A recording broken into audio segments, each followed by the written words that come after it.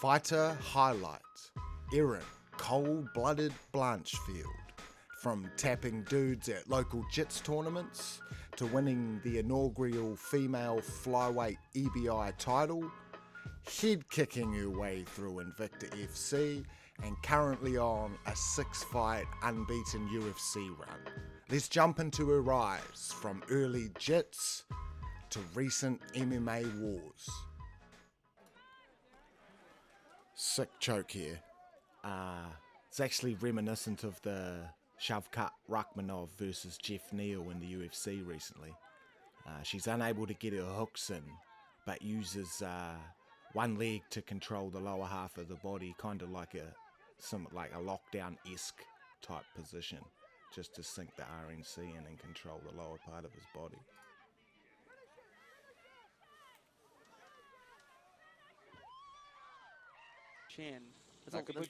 Now, this is who run through the EBI tournament, Eddie Bravo Invitational, which is a no-gi grappling tournament.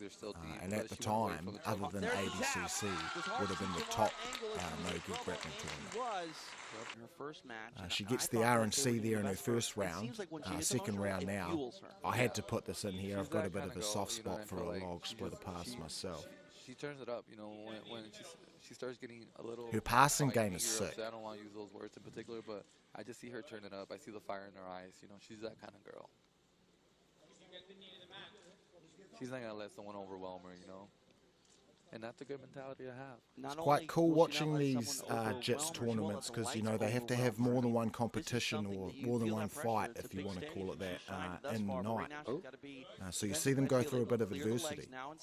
Nice pass by Erin. It's pressure. Catherine Smart, she's dropping her hips, using her hip weight. That's it. Nice. Wow, nicely Brought her elbow down, but she still has the Kimura grip, so, you know, she's not fully out yet. She did switch the angle on him, but she's not out. She's still got to defend that and respect that. And it's a lot better for her to be on her back than on her side. I'm talking about Catherine there. Blanchfield trying to readjust here, still working that grip, as Gio Martinez had pointed out. Now she might have it extended. Head over, chin still being composed, trying to move. Victor Davila taking a good look at it. Getting very close. That is extended. It is done. Nice Erin work. Blanchfield stuck with it, finishes it in regulation. She's headed to the semifinals. And realize that there's a minute left.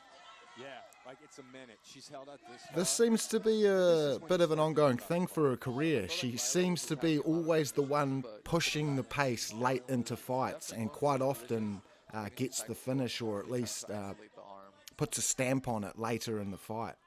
She's still going for it. Still intact. This is cold-blooded. The nickname really does suit her. In regulation, definitely going for it. Samantha trying to roll through.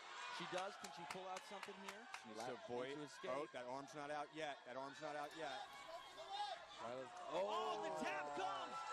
Erin Blanchfield Took her arm home. Unbelievable. I thought we were going to overtime, but no, we are not. Erin Blanchfield picking up a huge tap in the final moments of her semifinal. 4 seconds. Right that wrong. So doing our best to make it fair. Apologies if there's a bit of lack of context and you don't watch jiu-jitsu tournaments here, but this is the final and this is the overtime. They've managed to both survive the initial round, then it goes into overtime where you start from specific positions. Hanging on to this one. Nice back control. Nice adjustments here for Gabby McComb. She has nice back control, flying her out. Oh, thought maybe she was going to try to switch, but no. She got something deep. Oh, that neck is cranked. Gabby McComb trying to capture EBI gold. Can she get it? Erin Blanchfield trying to get through. She's fighting for it. She's fighting for it. Neck is cranked. Gabby McComb could be inches away. She needs to keep turning, scrape her off. Again, rolling with it. Erin Blanchfield. And then once they escape the position, they restart. Was very close to running out for her. She was in a lot of pain. She managed to survive that, She persevered, and we are so now headed she has to the chance to second attack. This overtime. girl's definitely been showing a lot of heart. Again, 18 and 19 Wow. years old. Wow. This is just the first chapter of the females here at EBI. Blanchfield now in the spider web. Top of the second overtime. Very impressive. See what they got from Spiderweb. Controlling that arm, controlling the legs. She's looking good so far. Her form's looking good. Technique's looking nice and tight. Blanchfield now. She's attacking. She In let go of the business leg. here. It's straight. Arm's almost straight. It's straight. It's straight. It's straight tap. And she gets the tap. Now the pressure is on her opponent to do the same. She sits down very confidently.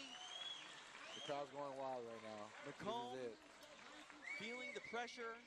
Her arm is a bit hurt. 18 seconds. 18 seconds is all she has to get a quicker submission. This is She what has to champions sub make her out of faster here. than 18 seconds, otherwise Erin gets the W. Can the 19-year-old Gabby McComb pull off a miracle? She In likes to 19 take seconds, let's just ride that 19 seconds. Who's going to write history right now? Who's going to make history? Let's see who's going to be the first female EBI champion right here. We are underway. Tick-tock goes the clock. She's turning. Blanchfield trying to escape. Gabby McComb in on a figure four lock. Hard to see where we're at. Nice crank. She's free. She's Time flat. is She's running flat. out. Oh, Another no. crank. Oh, no. This She's is got her so head turned to the close. side. Flat. Blanchfield getting free. Heads to the side. Again, flat. more time is elapsed, and that is a wrap. Let's go. I hadn't watched this previous to making this video. Like, this was a lot of fun, man. This was a sick run through this tournament. Unbelievable. One of the best tournaments you're going to find in combat sports. It took place tonight. 16 women vied for gold. One stands alone, and that woman is Erin Blanchfield. Bruce Buffer will make it official. Let's go, Buff. Ladies and gentlemen, we have a winner by armbar in overtime.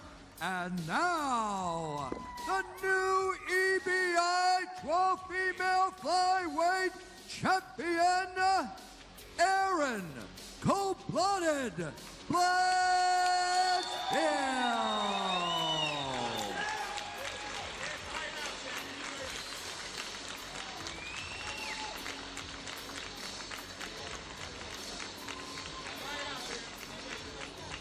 You know, we saw a lot of upsets, a lot of twists and turns. We always seem to get them. What was it like to experience it firsthand? And not a lot of people pegged you here to be in these finals. You have a belt around your waist. What was this ride like? It was great. Like, I felt so calm and like this is what I'm meant to do, you know, like compete at these high levels and win.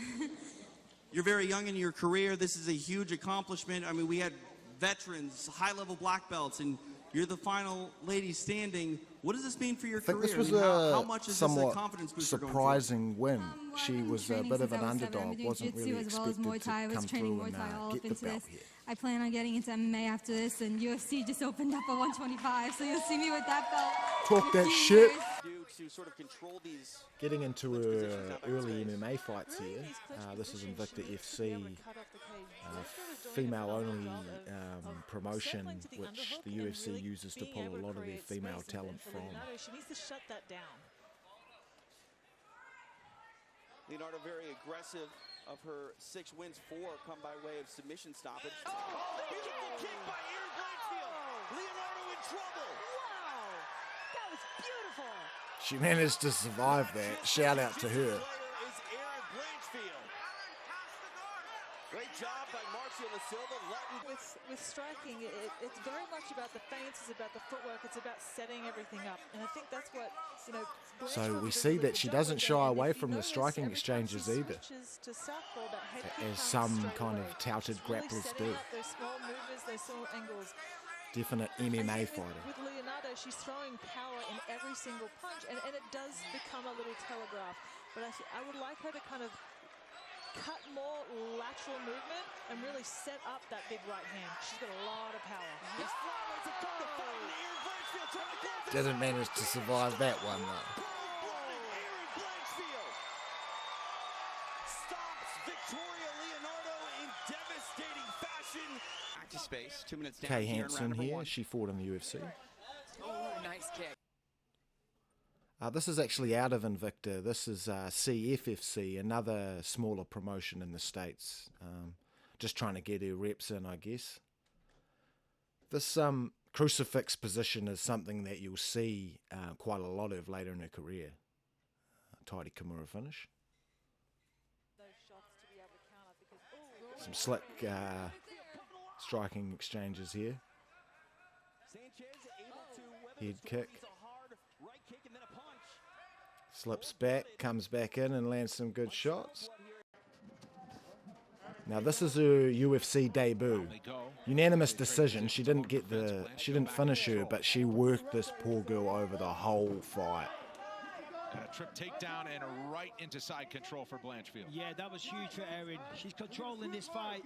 Chenko looks to defend her championship in the return of Nick Diaz against future Hall of Famer Robbie Lawler. We'll just forget about that fight, eh? It was UFC 266. It's next Saturday night. How about Blanchfield going to work? Oh, see this? She's got the arm tied up. She let it go. She's going to flatten her out.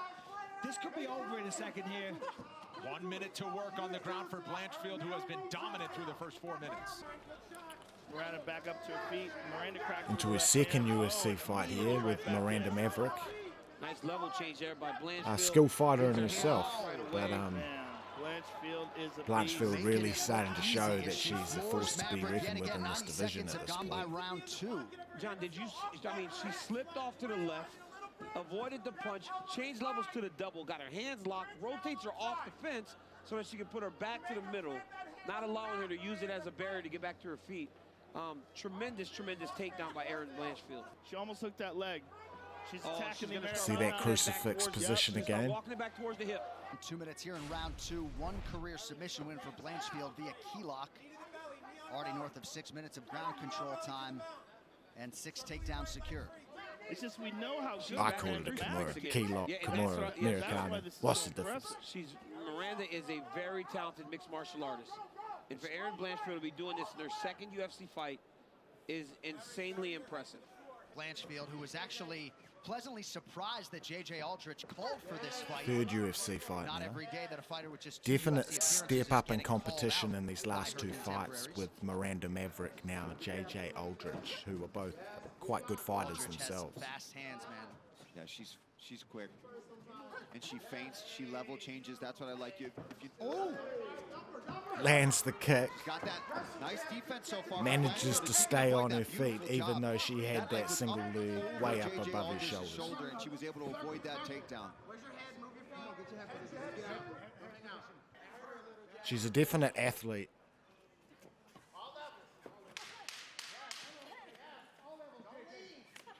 Ooh, Blanchfield goes high, appeared to partially land with that kick. And a body kick for Blanchfield late in the round. Sound back in. Sound glorious. Oh! Nice scramble here. She's on the neck. See if she tries to snap her down. She's going for the guillotine, John. That's tight. That's high elbow. That's going to be tough to defend. Straight Erin Blanchfield. Tidy high elbow guillotine there. First finish in the UFC. Ladies and gentlemen. Erin Blanchfield, this fight clock is people really taking notice now. Irish whiskey. Blanchfield in green. Molly McCann is in the what? Kind of wild when you hear the crowd's response. Poor old Molly. She kind of got thrown to the wolves here. She didn't have much of a chance, being a good striker, but having a very lacking grappling game, Molly McCann. That just shows you the cult of personality. Listen to the chant, Meatball Molly. But what Molly does bring to the table is power. That might be the one thing that separates her from Blanchfield, is that she has legit one-shot knockout power. Okay, Joe. But certainly the betting line speaks to Blanchfield's success and potential, right? Near 4-1 favorite. McCann plus 320 tonight. Blanchfield is so technical. Look at that Look level at that change. shot. Yep, right into the shot. And when we saw her go through Miranda Maverick, that was a big eye-opener. Because Miranda Maverick, very talented. Oh, what's this? Put on a clinic. What's this? That was the one where I was like, holy cow, this is Blanchfield. She is so good at what she does. She's not working for a crucifix, is she? JJ's been around a long time and has been at the fighting the best girls for a long time. And she just did not look like she belonged in there with Erin Blanchfield. And Molly's in a real bad spot here. I think Molly probably knows, having watched previous fights, that's what she was looking for. She couldn't do anything to stop it, though. Molly's defenseless. She really can't do anything here. Her arms trapped between the two legs. Her face is exposed. Here's the problem. You know what the crucifix is, Joe? It's like the big brother. Yeah. Like the big brother takes the little brother down, pins him down, and just hits him until they stop the fight. I mean, it can be stopped here with elbows, but it's very difficult to generate this kind of power. It's really just accumulation of shots that's going to stop it. I mean, but he's not even stepping in. He's Not not even like close. looking, no. But a real good job by... He's a very good referee, right? I mean, he realizes she's trying to get out of it, but she's stuck. It's a terrible place to be. Terrible position. And Blanchfield tried it, wasn't able to get it, and then went back to it. Right, she keeps committing to retrapping that right arm of McCann. Molly's got to try to punch that right arm through. But Blanchfield has just got her stuck down there. There it is. Oh, she got her back in there and locks that leg down to keep that arm in place. I mean, Molly's in, it's a terrible spot to be in. Yeah, it is. But Blanchfield should concentrate on elbows more, right here. And Joe, look at the bucks. You know how the bucks were big when she was fresh? Now you start to get tired of bucking. Ooh. And then the bucks become a lot less. And now she's starting to get bruised up from the elbow. And now it looked like she was going to go to a straight arm bar. And she might go to something else. Look like she's going to submission. Yeah, she's going for a Kimura. She's stepping over with that left leg. She wants to get over the head. Molly legitimately fighting for her life here. She's real. She better tap. If she doesn't tap, it's going to break. Oh, she steps over. That's not good. I hate these. I was retarded enough not to tap to a Kimura key lock like submission in my early grappling days, and that led to a surgery. So always tap, kids. How good Erin Blanchfield she is dominating. She is dominating Molly. Yeah, she's that good. But you know what? Maybe this is great for her to come in without any fanfare and for people to see. It's done now. As soon as she got the leg over the head. Please tap. There's the tap. Erin Blanchfield at her cold-blooded best. Go and brush your shoulders off. Now this was her biggest test to date, and Jessica Andrade, former strawweight champion, which is the weight class above flyweight where they're fighting at the moment. Takes her down, passes guard straight away. To be fair to Andrade, this was a short notice fight for her, as the original opponent for Blanchfield pulled out. I can't remember the reasoning.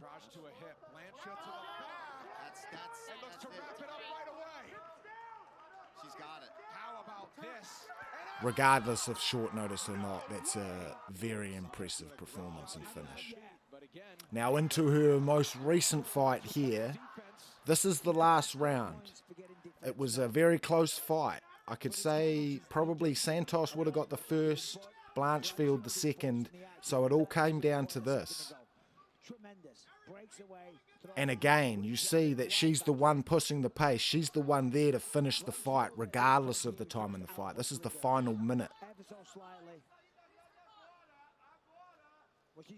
Forcing the action. And she's gotten better at adding in elbows and knees in these clinch situations when she can't get the takedown, so that the judges that are looking at this final minute. Final 20 seconds, she's still going for gold. Santos is exhausted at this point. Blanchfield still feels fresh. She's got the shots. Final 15 seconds as these ladies are letting it all hang out in the center. Basically finishes her right on the buzzer. Now, if that happened to be a 5-round fight, like she's in against Manon Ferro this weekend, I think that she probably would have got the finish. Fighter highlight, Erin Blanchfield. I had a lot of fun making that video, to be honest. I hadn't watched her early jits. That run through EBI was sick. Yeah, so she's fighting this weekend, Manon Ferro, UFC Fight Night, her first 5-round main event. Tune in and watch it. Chuck me a like and a subscribe. Comment on how bad or how good this video may have been. If you made it this far, you're a effing legend.